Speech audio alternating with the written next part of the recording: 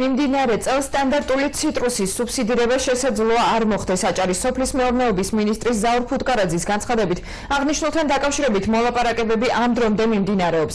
მინისტრის განმარტებით წელს მანდარინი ექსპორტზე უკრაინის პარალელურად რუსეთის ბაზარზეც გავა. სოფლის მეურნეობის სამინისტრომ დღეს უმაღლეს საბჭოში 9 თვიანი საქმიანობის ანგარიში წარადგინა, სადაც მანდარინის სუბსიდირების თემაზე შენიშვნები საბჭოს ოპოზიციონერ დეპუტატებსაც ჰქონდათ.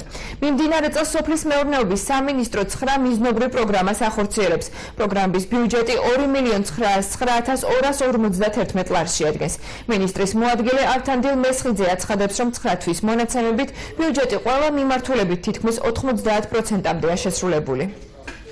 მიმდინარეობს მუშაობა და ჯერ კიდევ გადაწყვეტილი არ არის, რომ როგორც კომისიის თავმჯდომარემ მოუწოდე სოფლის მეურნეობის სამინისტროს აჭარის მთავრობას, რომ ინტენსიური მუშაობა გააგრძელოს და ის დაანონსებული და შეპირებული 15 თეთრი, რომელიც ციტრუსზე უნდა დაემატოს, აუცილებლად იქნეს განხორციელებული. გავიგეთ, რომ ის სუბსიდია, რომელიც ვერ გაიცა გასულ წელს, ყოფილა მოსახლეობის ბრალი და წელს სუბსიდია არ იქნება, იმიტომ რომ აჭარელებს თურმე ეს არ ჭირდება და რადგანაც გამგებლების და აღმასრულებელი ხელისუფლების გარკვეული ნაწილი ამას იზიარებდა. ეს არის ჩემთვის შემოშფოთებელი. მიმდინარეობს მუშაობა, ჯერ საკითხი არ არის გადაწყვეტილი და ალბათ უახლოეს ხანში ჩამოყალიბდებით, ანუ ხელისუფლება ჩამოყალიბდება, რაც შეეხება სეზონთან დაკავშირებით, სრულად გეთანხმებით, რომ შერჩევითი კრეფა დაიწყო,